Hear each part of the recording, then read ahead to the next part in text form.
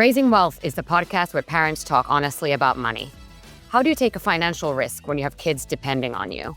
How do you build wealth while actually being present as a parent? What do you teach your kids about money? Each week, we sit down with entrepreneurs, creators, and business leaders who are parents. And we ask them everything: their first job, their biggest money mistake, how they approach finances with their family, and the trade-offs they've made or refused to make.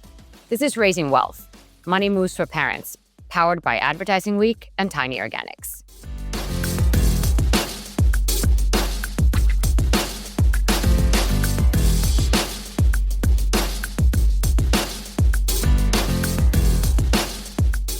Today, we're sitting down with Melanie Travis, founder and CEO of Andie, the swimwear brand that's redefining how women shop for swimsuits.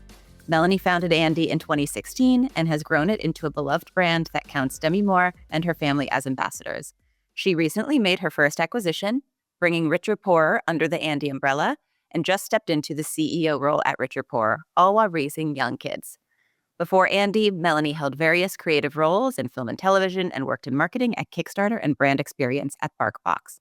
She's a mom and founder, navigating both creative brand building and strategic M&A, and we're excited to hear her perspective on building wealth through entrepreneurship, taking calculated risks, and what it means to scale from founder to multi-brand CEO while balancing family life. Melanie, thank you for joining us. Thank you so much for having me. I'm excited to chat. You have such an interesting career arc, from film and television production to marketing at Kickstarter and BarkBox to founding Andie. Walk us through that journey. What was the aha moment that made you want to start a swimwear brand? Yeah. Well, thanks for having me. It's always nice to chat. My background is not at all in entrepreneurship or business of any kind. I went to film school to get an MFA in film directing. And after film school, I worked on some funny little movies basically in New York City. And frankly, I got a little bit tired of that particular grind. I mean, now I'm in a huge grind again. But at least my grind is during daylight hours. I was working on some movies from 9 p.m. to 2 a.m. And I was just like, this is not really a life that works for me. And so I went to get an internship at Foursquare when I was just like, what am I going to do with my life? And I really liked Foursquare. I was, using it to check in to be mayor. I don't know if you guys remember this. It was a really fun experience. My first foot in the door to any kind of startup. I loved the energy. I loved the community of, my colleagues, the vibe. There was so much. Everyone was we were sort of cutting edge what we were doing. And I was like, wow, I love startups. And so from there, I went to work at Kickstarter, which was a nice marriage of my creative past in filmmaking with startup culture. And I was there for a few years and I really liked that. But I'm also a huge dog person. And at some point got recruited over to join BarkBox. And I was at BarkBox for years, helping to build up that business or that brand. And then in the summer of 2016, I was going on a work retreat to a lake in upstate New York, and I needed a swimsuit for the retreat. And I thought, well, what kind of swimsuit should I wear with the CEO and my colleagues? And, that question led me sort of far and wide looking for a swimsuit. And it was just such a miserable experience. And I will say, in the back of my mind, all this time at startups, from Foursquare, Kickstarter to BarkBox, I had been thinking I really want to do one of these myself. I want my idea. I want to work on my idea because I always thought I'd be making movies, and now suddenly I was working for other people's dreams. And so I really just had the itch to do it myself, but I had no idea what I would do. The aha moment, I would say, was this work retreat in 2016. And I was like, you know what if I started a swimwear brand that just got it? For women, by women, swimsuits that are easy to wear, easy to shop for. You can throw in in your suitcase, no matter what you're doing, whether it's a work retreat, a bachelorette party, traveling with your in-laws. And the idea seemed to resonate with my friends and my family. And so I eventually quit my job at BarkBox, and that's what I went on to do. And now we're 8 years later, or actually 10 years later. Oh my God, how has that happened? 9 years later. Anyway, we're some huge number of years later, and Andie has been like obviously, way more successful than anything I ever dreamed of at the time. So here we are. Yeah, Andy's the OG. Thanks for sharing that story. Love it. Yeah, of course. So 2016 was still relatively early days for D2C brands. I'm sure there's many things, but how is building Andie and Richer Poorer different in 2026? I mean, it's completely different. Back then, it was like the heyday of, Meta or I mean, back then it was called Facebook, and you could really scale on Facebook spend, and, like, it was relatively efficient and inexpensive to, like, hit scale pretty quickly, because it was still, like, the Wild West and, like, your big conglomerates or your like, huge mega companies weren't jacking up, costs on Meta, and then you also didn't have the iOS 14 privacy regulations in place, making it even harder to find customers. So it was so much easier. Influencer marketing was like, I mean, like, it was just like so efficient. People really would see a swimsuit on a person and be like, cool, I'll buy that. Now you see a swimsuit on a person and you're like, oh, how much is that person getting paid to wear that? So the landscape has changed so much. And I think if I were starting over today, I would do it completely differently because I don't think you can really build and scale from zero to something with like limited funds online anymore. It just doesn't work anymore. Build on that just as a thought experiment. How would you build it differently now? I would definitely go omni-channel, like, either first or in conjunction with D2C, which is to say, like, boutiques, wholesale relationships. Andy, we didn't go wholesale until 6 years in maybe, but I don't think that's a sustainable model anymore in today's ecosystem. So I think if I were launching today, I would, do trade shows or, whatever it is a young brand does to get the boutique and store relationship, and have a dual pronged approach where you're IRL and online, from the beginning. Because I think if you're just online, like, I mean, unless you're working with a foundation of like millions of dollars, I don't know how you would be seen or heard in the like vastness of the internet. Yeah, tiny. We talk about this all the time because we're still also just D2C. And what, is important to us is that people sample the product. So to get that sampling going, it's very important to be, like you said, in real life. And, of course, we have sampling events, but we talk about going into retail all the time. Oh, cool. Well, yeah, I mean, I did that. It seems like a reasonable strategy, but also like every model is different. And so I also think I mean, there are very successful brands who haven't done it. And, maybe like Il Maquillage is a huge brand, and I don't think there's any stores or any offline retail presence. So like I could be wrong, but that's what I would do for starting over. I converted to that brand from an ad in 2020, and I have been a continuous purchaser. I stopped receiving ads wisely, like they're no longer spending money on my algorithm because I'm already a customer, but I'm sure I've spent hundreds and hundreds of dollars over the last 6 years. So it can work. High LTV customer here. I'm So. high LTV. um, one more question in this segment. Who was the first person who really believed in Andie and opened the door for you? I would say the first person who really believed in Andie and opened a door for me was my old boss, the CEO of BarkBox, a guy named Matt Meeker. He's an entrepreneur. He'd founded companies prior to Bark, and I think he totally got it. Like, he understood the need to start your own thing. And even though, we had a great relationship at BarkBox, and I would like to think he would have, liked me to stay at the company, he totally understood my desire to start my own thing, and he introduced me to some of BarkBox's investors when I was seeking my first investment. And then also, I wasn't going to have an office day one, and he was like, "You can keep working out of BarkBox if you want." And so, my last day at BarkBox, I like shut my computer and said bye to everybody, and then like the next day, I was back, but just not on their payroll anymore. And I was sitting there to build Andie, and I think that made a really big difference because it felt like I was working on a real thing. Like, also, this was pre-COVID, and I was commuting to an office, and I had colleagues around me, so I didn't feel so like isolated and alone in my home. So take us back to growing up. How did your family talk about money or not talk about it? And what lessons did you pick up, whether they were spoken or just observed?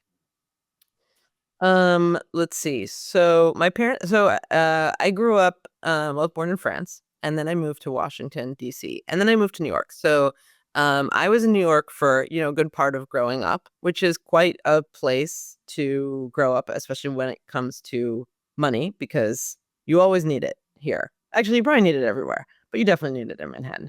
Um, so my parents divorced when I was 4, and I'm sort of like for those from New York, an M79 kid. So my mom was Upper West and my dad was Upper East, and I would really just cross Central Park on the M79 every day. Um, and I don't know, it's interesting.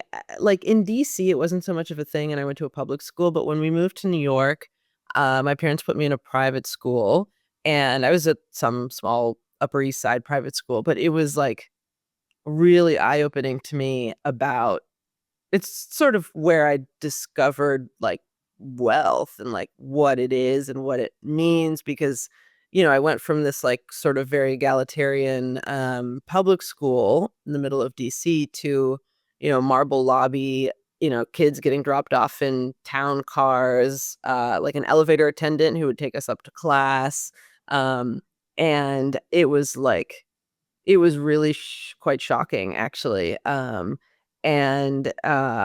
come from a family where one side was fine, everybody was fine, but like not certainly not wealthy. And the other side, my family did have more money, and so I was like shuttling between, a big, beautiful Upper East Side apartment and like a much smaller, like I was actually in Harlem on the West Side, and so like I think I really grew up with both sides of the coin, which is maybe a little bit unusual and gave me a perspective of what it all is and means. I think it's interesting. I remember I grew up solidly middle class, and then I went to USC, which is famously called University of Spoiled Children. And Oh, I didn't even know that. it's just a different level of wealth than I ever knew about growing up. And there's a girl in my sorority whose family had a private jet, and another girl sends a limousine. Haven't seen a limousine in 10 years, but at the time, that's a big deal. Sends the limousine to pick everyone up to go to Hollywood for the night. Like, it was just a different, your first time being exposed to that is really quite quite shocking. Yeah, totally. Yeah, and so that I guess that's sort of what happened in high school, except like I had like half of my background sort of had that, but I wasn't living with that side of the family or like, so I wasn't as aware. And you took that and decided to ultimately become an entrepreneur, which comes with its own financial risks. What money beliefs did you have or have to overcome that encouraged you to take that leap from you had a solid salary to transitioning to being an entrepreneur and founder? Yeah, I mean, that transition involved going from a salary to having no salary, because when I started Andie, I really couldn't pay myself, and in fact, it took a year and a half, maybe longer, for me to be able to start paying myself, and so I think, what were my money expectations? I mean, I didn't think that I was going into it to become, like, massively wealthy, and I really don't think anyone should pursue entrepreneurship as a path to, like, riches. Some people, sell their businesses for billions upon billions of dollars and become, massively wealthy, but I would say that's probably, like, far less than 1% of people who go on and start businesses, so that probably shouldn't be the expected outcome for anybody. I mean, obviously, when you're pitching investors, you're always pitching that you're gonna have a huge return, but, it's probably not from a personal wealth standpoint what you should really, like, plan on. But, I think another reality of starting a business is that, like, it's a huge financial risk. Like, not only do you not necessarily take a sal like, I think many, many, many businesses starting out, the founders just can't take a salary. There's just, like, is no money to go around after, the money you use to make the product. Um and so you have to forego a salary, and then when you can take a salary, you take a really small one because you wanna, like, give the business everything it can have. Um, So I think that's something that should be talked about more. And I think, I was coming from a pretty fortunate place where I mean, I'm married to someone who like makes a good enough living that like I could go for a couple years without a salary. But we had an agreement back then that if I couldn't start making a salary after 1 year, I would give it up and I would go back to a job where I could make money, because at that time we did really need two salaries. But I was given a year. And then like I was like within after a year, it was like it seemed like it was going to be possible. I was raising money and it seemed like the round was going well. And I was like, okay, well, I'm not going to shut it down now. Like I'm so close. In reality, I think it took another 6 months. And then I had the funding and I started paying myself. But I'm also a woman and like we woefully underpay ourselves, just like because I don't know why. And so I underpaid myself for many, many, many years while running this business. Just because I wanted every last dollar to go back into the business. Can you share more with the listeners about how funding a startup works? You went to investors, they give you money. Can you tell us more about the fundraising process for you? Yeah, I mean, it was very difficult. It was very difficult. In the beginning, I probably went to like 75 different investors for my first round, maybe more. I had a spreadsheet of, no's, no's, no's. But you keep like the only thing that sort of separates success from failure is like stopping, is giving up. And like if you can keep going, eventually you get the yeses. I mean, it just happens. Like there is so much money out there in the world. It's just finding the right person who believes in your vision to make it happen. Um, so the first time, yeah, I mean, like, and every time you speak with an investor, you improve the pitch and you improve the deck. So, I think my very first pitches for Andie were so like horrendously laughable. And they got better. They got better. And I also got better at who to target. I used to just go out to talk to any investor, anybody who had investor in their bio, like anybody at all. And I got much more strategic about it. Like, I'm not going to go to like a SaaS, software investor about a consumer swimwear brand for women. Like I'm never going to convince them to go suddenly become a consumer investor. So eventually I realized like, okay, only target consumer investors. And then within that, like there's subdivisions. And I was like, okay, well, who's funding early stage? Who's doing seed and A? I'm not going to go to like a series B and beyond fund so anyway, in the beginning, it was a big, big learning curve about like who to speak to. But once I got more targeted with the investors, that's where it started working. I had a better pitch. I had better, investors for my category, and it all started clicking. And I started getting some yeses. And I mean, I think the whole thing took probably like 6 months from start to finish. So it was a long process. But that's sort of what my experience was at the beginning. And then I mean, every round was hard. It didn't matter pre-revenue, once I had revenue, once I was scaling, like it, it's never, ever, ever been easy. No one's ever just been like throwing money at me, but I've raised $30 million. So like I've also gotten it done, but with pain and suffering along the way. Yeah, absolutely. I think back to our fundraising journey, similar. Also, when we were first, both of our companies were raising money, the landscape looked very different.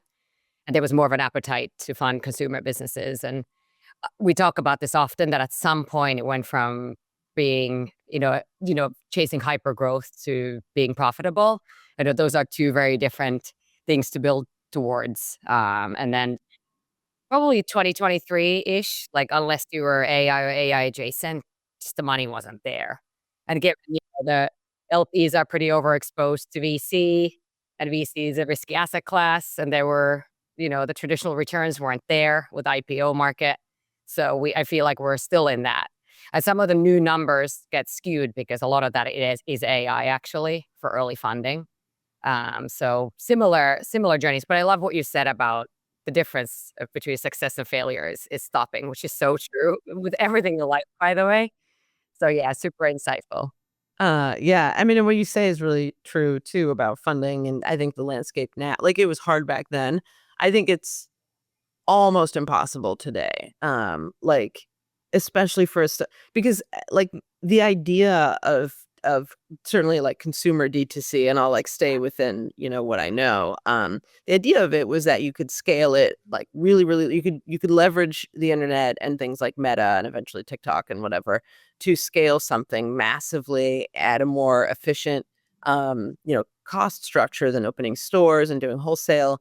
And like, because of everything that has happened over the last few years, and yes, the decisions that Apple and other companies took that made advertising online harder, but also just like massively increased competition.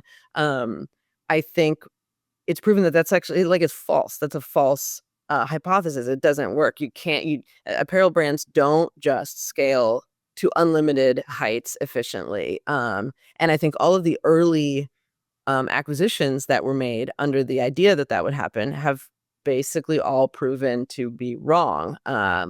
And I mean, the landscape is littered with those, and even ones that chose to go public, like Allbirds. Like, I mean, if I don't know, if you look at the stock price, I don't think anybody would really say it's like a high flyer. So, I think now because basically like there's been a return, there was like this like 15-year or maybe 10-year moment when people were like, this is a category and this is a thing.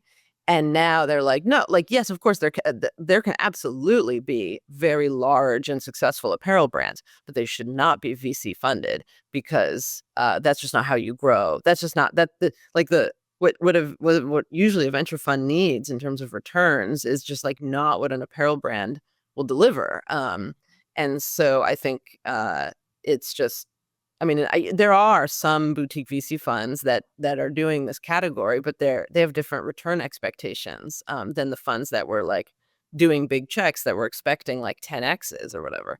So anyway, I like, not to ramble, but I just think like like there are no like big consumer funds doing like, D2C apparel anymore. So anyway, yeah. It's true for a lot of other categories, including food. And food D2C is tricky as it is. So definitely agree. I was going to say I would say one category that's still growing, and that's kind of the creator-led or celeb-led brand. And I know Carolyn's next question is around a partnership you did, but I do see more of that where like a creator already has a built-in audience, and then she or he starts a brand, and then you can. And by the way, but right, because I guess you have Hailey Bieber's Road that obviously did phenomenally well as a perfect example of that.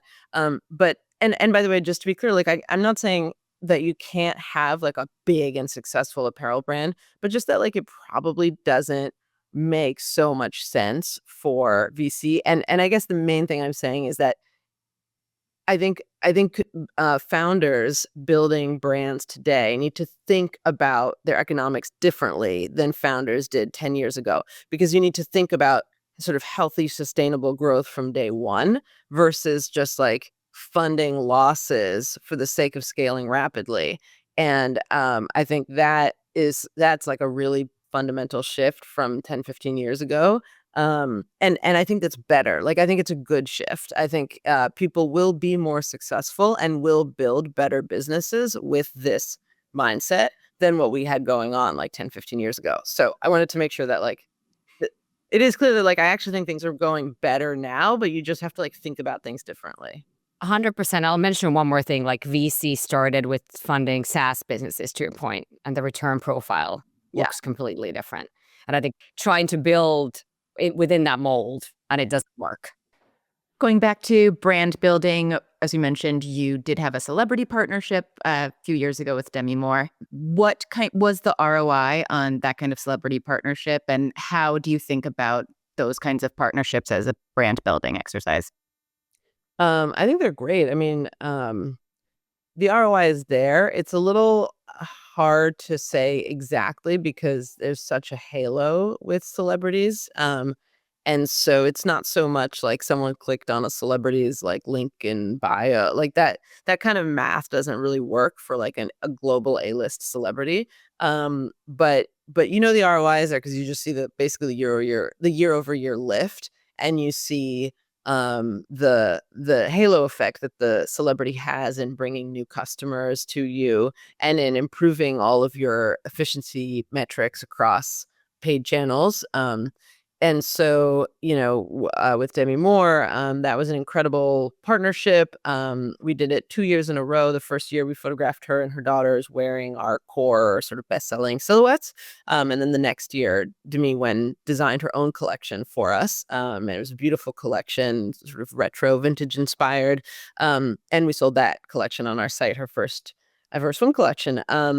And so I think those really helped propel Andie forward, put us on the map. They put us on the sort of global stage also. And I think those are like really they're expensive. But I think that if you really want to scale beyond sort of early adopters of like D2C brands, you need to partner with such a global icon, and like it enables you to get out there in a much bigger way. So, speaking of growth, you recently acquired Richer and Poorer and stepped in as CEO, becoming a multi-brand operator. What prompted that decision, and how are you thinking about building a portfolio of brands? So what prompted that decision is that, Andy's reached a certain scale where it's just harder to grow every year. I mean, once you hit a certain scale, like it's just, I mean, it's the law of small numbers. Like when you get bigger, it's harder to grow. And so, I mean, a really sort of like blunt way to put it is I bought growth, right? Like I bought a company that was doing a couple $1 million. And so suddenly that year, I went from like X to like X plus a couple million, which like had been, a little while since I'd been able to add that amount of top line. But I think, a more nuanced view is that Andie has an incredible and robust marketing engine. We're very good at what we do there, both on the brand side and like on the sort of engineering and like quant side. And but it's a very seasonal business and a seasonal product.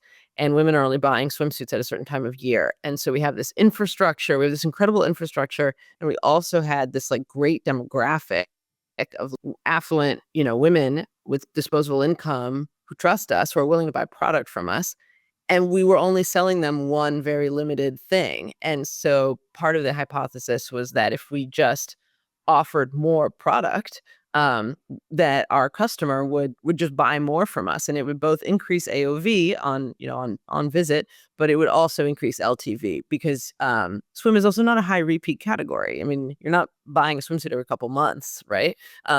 Whereas t-shirts, sweat shorts, sweatpants, like sweaters, that type of thing, the type of thing that Richer Poorer makes, sort of elevated wardrobe essentials, is a high repeat category.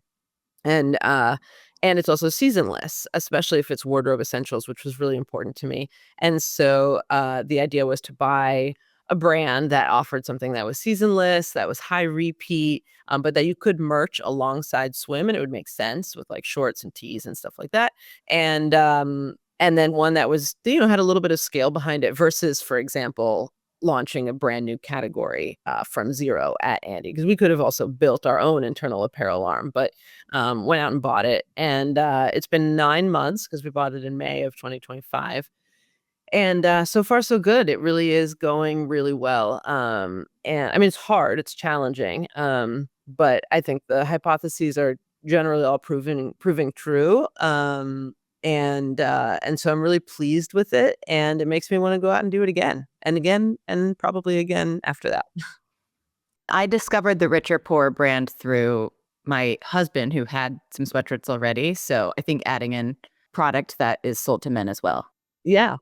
Yeah, exactly. And I mean, Rich Rapport is like 70% women, 30% men. So it is much more for women, but it began as a men's brand. And there are still men like your husband who remember and know the brand from like its sort of heyday. It used to be like quite large about 5 or 6 years ago. And it went through a series of acquisitions before it came to me and had shrunk down a lot. So our goal is to bring it back to where it used to be. And a lot of that is investing more into men's because and oftentimes women are buying for the men in their lives, and so we think it makes sense for a whole bunch of reasons. I think men as consumers, we obviously have mainly moms as our customers, but the dads stay longer generally. We haven't. This is more like just like me speaking out loud, but once they find something that they trust and like, they tend to stick with it. Yeah. What did the acquisition teach you about M&A that you didn't know before? What did it teach me? I mean, I guess it taught me that it's, like, long and slow, and even once you've made a decision, it takes much longer after that, and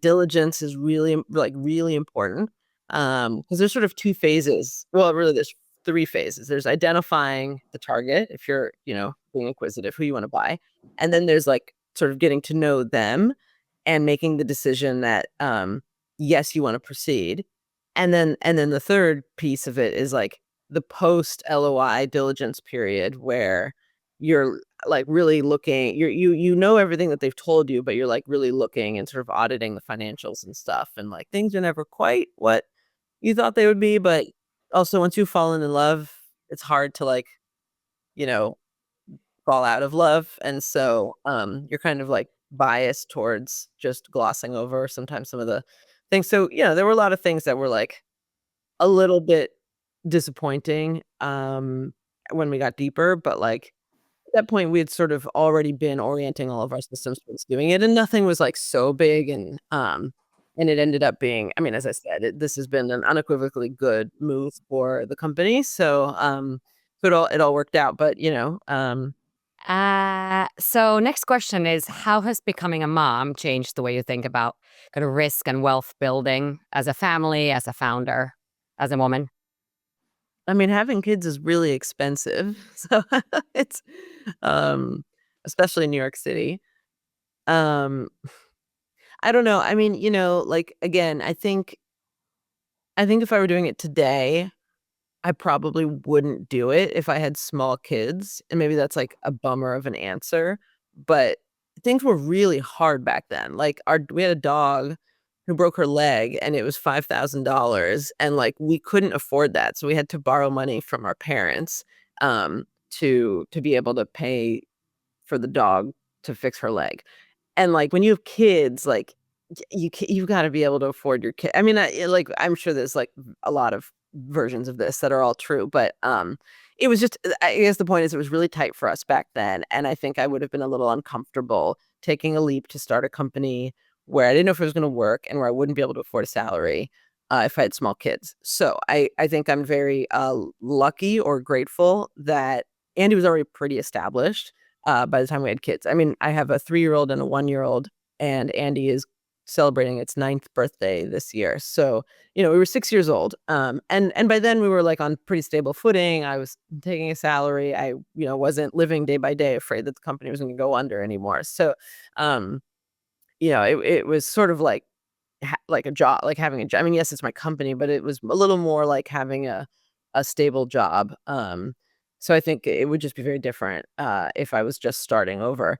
But I think now, like, I like with Andy where it is today, would I start another company? Yes, I think I would, even as a mom, because I've done it before, so I really understand the puts and takes, the risk profile, and, like, what kind of funding you need and what the economics look like in a way that I really didn't understand before. So, um, yeah, yeah.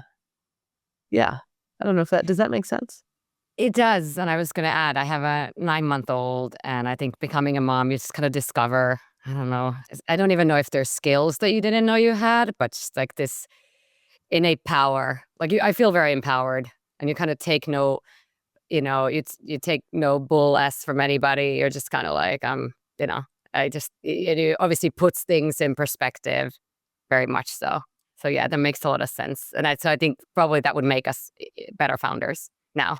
Totally. And I think it does make me a better leader now having kids because I think I'm both more empathetic to people, but also a little bit less like of a pushover on things. Like once I've made a decision, it's just kind of done and like that it is what it is. And also I have to juggle an enormous amount of things in my I mean the mental gymnastics that I play every day in my head are crazy, but, like, it makes me really efficient. If I'm gonna sit down to work and I have X number of hours, like, I'm not going on Instagram, I'm not doing any of that, so you just makes me much more efficient because, like, yesterday, random Thursday, I was working at our office in Brooklyn, and I had to pick up my daughter by 5 in the West Village, And so, I had to basically stop my day at 4:15. So I knew when I got to the office, I had until 4:15, and that meant really focusing and maximizing the time that I had at the office. And I think pre-kids, when I wasn't juggling so many different priorities,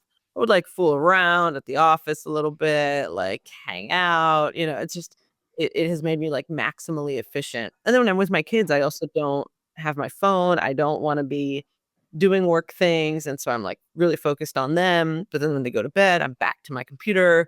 What have I missed? What's going on? So, yeah.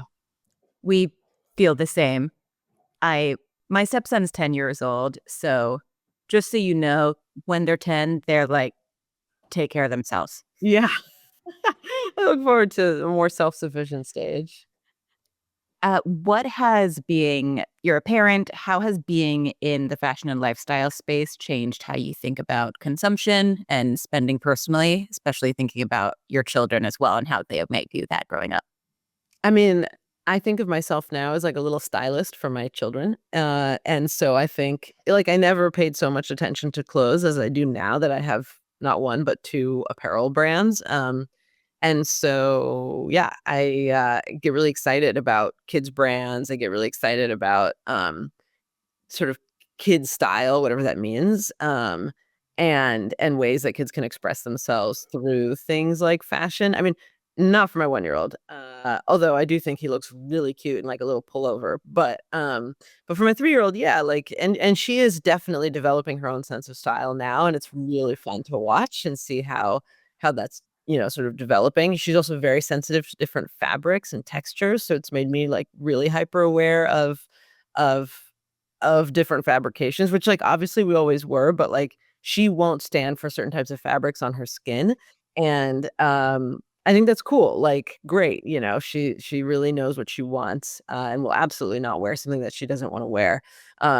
So good for her on that, and then for me, she also now likes to express an opinion on my clothes and tell me if she likes or doesn't like something. So that's a fun new part of getting ready and leaving in the morning, being told, "I don't like that shirt, mama," or, whatever the case may be. Um, so has it changed my shopping? Like, one would be I wanna make sure that my daughter will approve of my outfit. Um, and in terms of consumption, like, we are, fortunate not to be in I mean, look, like, I'm not yeah, I've never been interested in high luxury. I should caveat this by saying I don't go buy Hermes and Gucci and Prada, whatever. That's just not my style. And so I can't really think of like a situation where like if I wanted a shirt, like that's gonna impact our family. Like I just buy the shirt if I want the shirt. I also, shockingly, for having two apparel brands, I'm not a big shopper. So I don't know that there's like so much that it's done there, but except for on the fashion side, I'm kind of rambling on this answer, but I'm thinking about it as I'm answering. Preschool pickup and dressing appropriately for that is like a real thing. And like these moms look so good. They look put together, they look like stylish, they look like they have all their shit together and they know great cool brands and I think I spend more time freaking out in my closet when I'm going to get my daughter from nursery school than I do for literally anything else in my life. So, the preschool pickup, like it is real. Fascinating. Thank you for sharing that.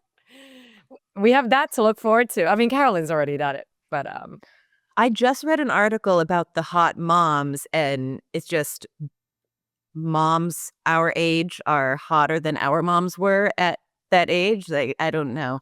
I read that article too. I think it was in the Wall Street Journal or the New York Times or something. And it was about how like I think I didn't read the whole article. I read the first paragraph, but I think it was about how like moms these days not only have to have like everything together and the perfect job and the perfect this and the perfect that, but they also have to look perfect and they have to look hot also. And I think it was like a maybe slightly negative spin, but I will say that I feel that when I go pick up my daughter and I'm like, man, I got to get back to the gym. And also, what's this new brand I need to go investigate? fair.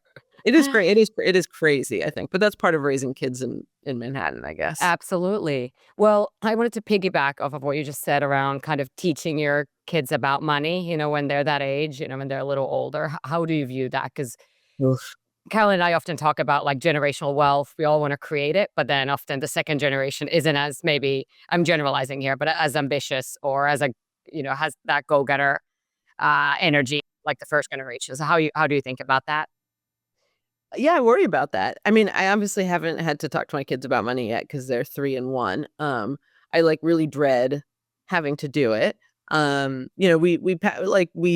obviously live quite comfortably, and my daughter has now started to notice, like, homeless people, when we walk down the street and has yeah, like, it's very, very cold in New York these days, and maybe a week or so ago, we passed a homeless person, who was, in, like, the shelter of a door as we were walking to school, and she asked me why he was on the ground outside, and, I mean, I, like, really didn't know what to say, and, I wish I could say that I said something, like, really insightful and thoughtful, and I just said, I don't even remember what I said. I think I said, like, "Oh," or, like I honestly don't remember what I said. I, like, freaked out and clearly blacked it out. But the point, like, and I'm sure she's forgotten because she's 3, so whatever I said, it also doesn't matter because she forgot it. But this will come up and will become more of a thing, and then she will start to remember, the things that her parents say. So, I, uh, I think I need to chat GPT, like, talk to your kids about wealth, but, I don't know, I try not to make it a thing, like, inside the apartment, we really try to, encourage her to respect her books and her toys and not, like, throw them or rip pages out of the books or things because things, are like you need to show respect for things, but I also don't want her to freak out about stuff, and so, like, if she loses or, like, whatever, something goes missing, I'm always like, "Don't worry, we can buy it again, we'll buy it again." And now she does have this thing of like, "It's okay, we can just buy it again," which maybe I will come to regret that, but for now, I appreciate that it just, like, keeps it's like she's just calm about certain things. Whereas there used to be, like, real crises about, like, like, her little brother broke a toy or something 'cause her little brother, like, will come and tear things, and so now it's just like, "It's okay, we'll buy it again." So I don't know, maybe that's really bad advice, but that's what I'm doing. No, there's no bad advice, and I think we all struggle with this, I think, in our ways, and especially all living in New York. There's an added layer to all these things, Yeah, with, like, the mega wealth that you described earlier and then also incredible, again, homelessness and the inequality in this city is, I think, bigger. The gap is bigger than I think almost anywhere else in the world, so it is pretty yeah, totally. Well, thank you for saying that. I feel slightly better about my response. What do you think, Carolyn? Do we do our lightning round? Let's do it. So, as we always say, this is the lightning round, but your answers don't need to be lightning or quick. But the first question is, what's one expense that's totally worth it to you that you'll never cut it? It can also be a frivolous expense, like or potentially a daily habit. Um, Getting my hair done, like dyeing it, I'd be mostly gray, and I enjoy getting it done. I go to a salon. It's a moment when I can relax, and also I think it, like, makes me feel better about myself, to not, have so much gray hair, so maybe it's a frivolous expense, but, it's one that I, wouldn't change. Yeah, and that's now becoming a mom. Like that's time that's for yourself. Like you're gonna Exactly, be alone and you can chill and do whatever you want exactly. during that time. What was your very first job that you ever had, and how much money did you make? Um My first job was I'm pretty sure my first real job was senior year of high school. I mean, I guess I had other little jobs, but, like, random things. Um, but I was, scooping ice cream at Cold Stone Creamery on the Upper East Side. I was at the location on 86th and 2nd Avenue, although it closed to make room for the 2nd Avenue subway. This was obviously a long time ago. And I have literally no idea how much I made. I don't know, $12 an hour. I probably made whatever minimum wage was back in 2004, I guess, when I was doing this. Yeah, this would have been 2004, and it's 2026. So whatever the minimum wage was it 22 years ago? What the The 12 sounds right because most people, their salary has been, or hourly wage has been $10. So, I Yeah. feel like New York would have had slightly higher. Maybe it was 12. But we were scooping ice cream and we would sing for tips. I don't know if they still do You that. sing for the tips. Yes, Yes. I Oh, remember no, I this. don't know this. Please educate me. We were really good at that. We were like really, I mean, it was New York, so the bar was high. And so, but because it was New York and the Upper East Side, we sang for a minimum of $1. So if anybody would put coins in, we didn't sing. But as long as we got $1 or more, we would sing. There was like all the corporate songs, and we would remix them into like whatever the pop song of the day was, and then we would all sing. And that was like a really lucrative way of adding to your salary because people liked it, and the lines for this Cold Stone were out the door every night. So I feel like I had like no expenses back then, so whatever money I made probably went to like beer for before college, And our last question is just, where can people find Andie and Richer Poorer, and where can they follow you? You can find Andie and Richer Poorer at andie.com. We have merged both into andie.com for cross-brand shopping, and you can follow Andie at Andie on Instagram, and then Richer Poorer on Instagram for Richer Poorer. Thank you, Melanie. Thanks, Melanie. You're welcome.